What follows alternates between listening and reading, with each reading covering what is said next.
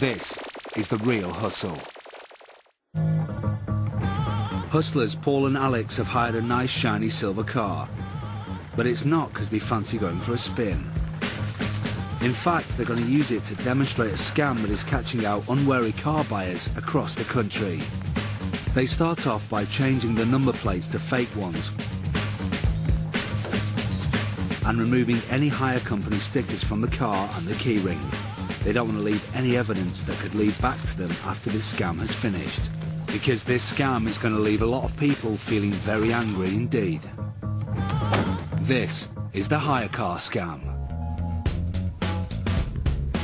The guys drop off the car at an empty house they have taken over for this scam. They have put an advert in the paper offering this 12 grand car for £7,500. They're hoping to tempt their mark with the promise of a bargain. Jess is going to be running the hustle. She's playing a young mum who's been dropped in at the deep end. She's brought a box of toys and Alex has left the child's bike in the drive. These props will come into play later. Alex and Paul have done their part for now and they promptly leave.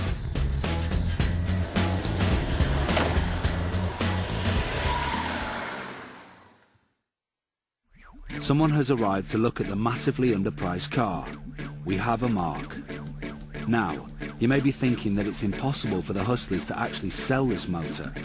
After all, they don't have any of the ownership documents, and won't the hire company miss it after a couple of days? Just how does this hustle work? Let's watch it unfold.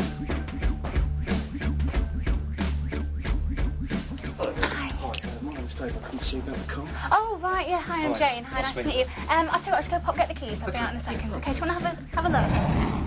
Firstly, as Jess goes inside to get the keys, she grabs a baby monitor from the sofa.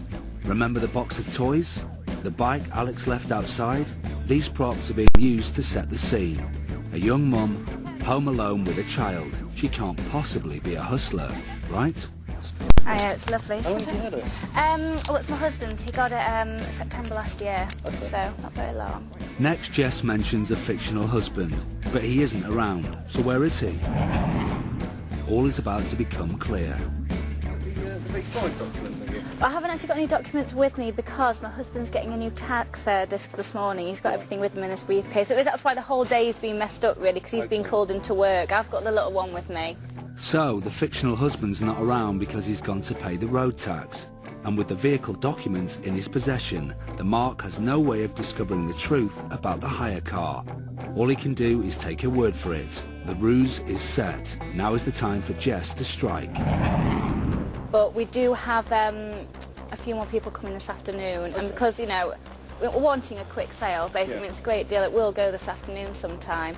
But if you are genuinely interested, what I can do is, if you give me maybe a small deposit, say £250, I cancel the rest of the people this afternoon, because you do sound, you know, interested. Yeah, So, that's her game.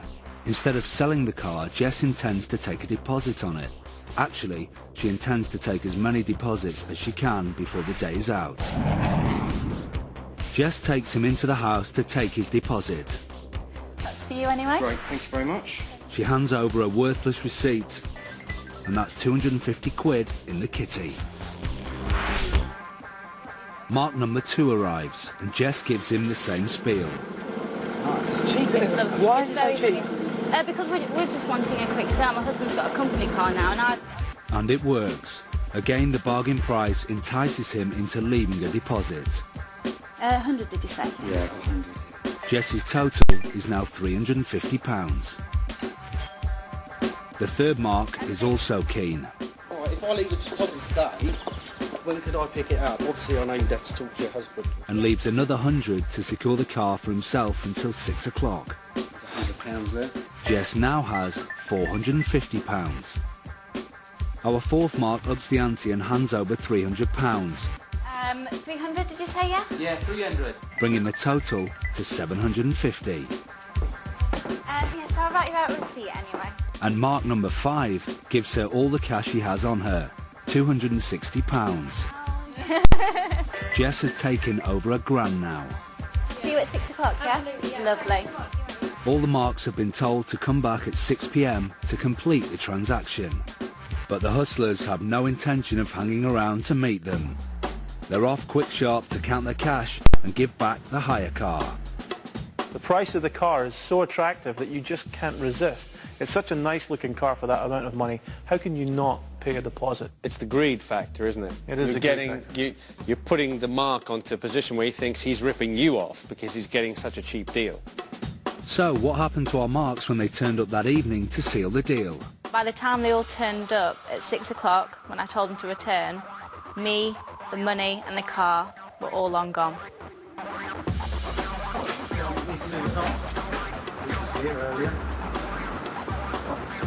Yeah, I'm actually here to see him because I put a deposit on it. Yeah, I put a deposit on it. Yeah, I rang him as well, £100. Yeah, so I've got a receipt.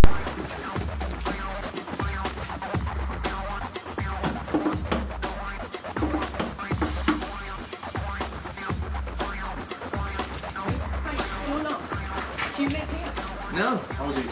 Oh. Yeah, see me in. Lynn. No one's eating the cars with me, right? Do you guys know any? No, I don't know anybody. No.